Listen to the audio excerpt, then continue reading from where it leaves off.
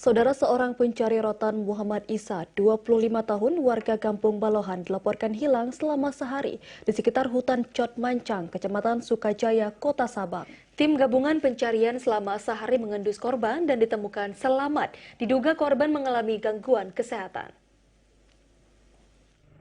Diketahui korban pergi bersama rekan-rekannya mencari rotan ke kawasan hutan Kampung Cot Mancang. Namun saat rekan-rekannya kembali sore harinya, M. Isa belum tampak turut dari hutan di sekitar Kampung Cot Mancang. Untuk itu, tim gabungan yang terdiri dari TNI, Polri, SAR, BPBD, RAPI, dan dibantu masyarakat setempat pagi tadi kembali melanjutkan pencarian di sekitar hutan. Dugaan sementara korban menderita gangguan kesehatan atau epilepsi dan terhambat untuk pulang.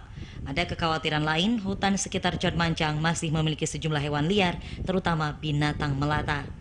Anggota RAPI Kota Sabang Marzuki menerangkan, sejak malam tadi tim sudah menelusuri sejumlah lokasi, namun masih belum menemukan keberadaan korban M. Isa. Mudah-mudahan bisa dapat ya.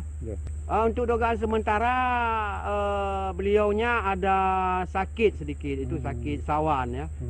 Mungkin pas waktu kemarin itu saat beliaunya telat pulang sedikit, bisa saja penyakit sawannya itu kuman.